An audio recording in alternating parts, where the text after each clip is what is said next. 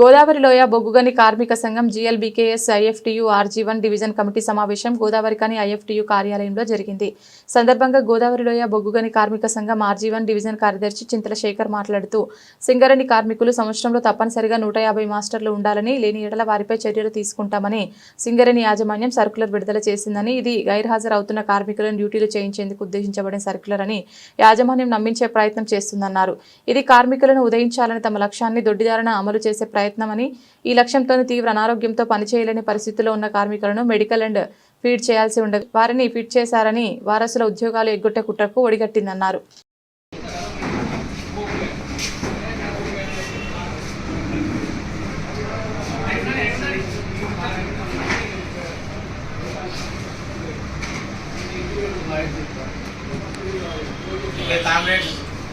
సింగరేణిలో నూతనంగా యాజమాన్యం ప్రవేశపెట్టినటువంటి ప్రతి సంవత్సరం కూడా 150 మాస్టర్లు ఉండాలనేటువంటి సర్క్యులర్, అలాగే అండర్గ్రౌండ్లో అయితే 16 మాస్టర్లు, మళ్ళీ సర్ఫేస్లో అయితే 20 మాస్టర్లు అనే విధానాన్ని తీసుకొచ్చింది. ఇది కార్మికులందరికీ వ్యతిరేకమైన విధానం.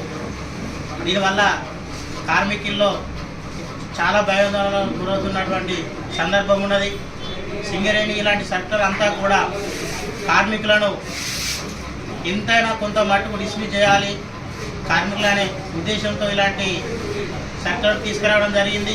దీన్ని గోదావరి బొగ్గుగని కార్మిక సంఘం ఐఎఫ్టీ పక్షాన మేమంతా తీవ్రంగా దీన్ని వ్యతిరేకిస్తూ ఇలాంటి సర్క్యులర్ను సింగరేణి యాజమాన్యం వెంటనే రద్దు చేయాలని, సింగరేణిలో ఎప్పటిలాగే ఆ 100 మాస్టర్ల విధానం ఉండాలని, దానికి సంబంధించినటువంటి ఎవరైతే 100 మాస్టర్లు చేయని కార్మికులు ఉంటారో వాళ్ళందరికీ కూడా కౌన్సిలింగ్ ఇస్తూ, ఆరోగ్యపరంగా ఇబ్బందులు ఉంటే వాళ్ళకు సర్ఫేస్ డ్యూటీలు ఇప్పిస్తూ వారిని డ్యూటీ చేసే విధానంగా తీసుకురావాలని, కానీ ఇలా 150 మాస్టర్లు ప్రతి సంవత్సరం చేయాలి అనే దాన్ని చేయడం వల్ల వాళ్ళు ఇంకా ఒత్తిడికి గురయ్యి వాళ్ళంతా డ్యూటీలు చేయలేనటువంటి పరిస్థితి ఉంటుంది.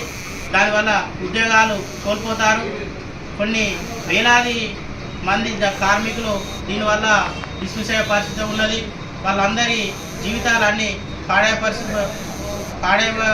అలాంటి పరిస్థితి ఉన్నది. కావున ఈ సర్క్యులర్ను వెంటనే రద్దు చేయాలని మేము గోదావరి బొగ్గుగని కార్మిక సంఘం ఐఎఫ్టీ పక్షాన డిమాండ్ చేస్తాం.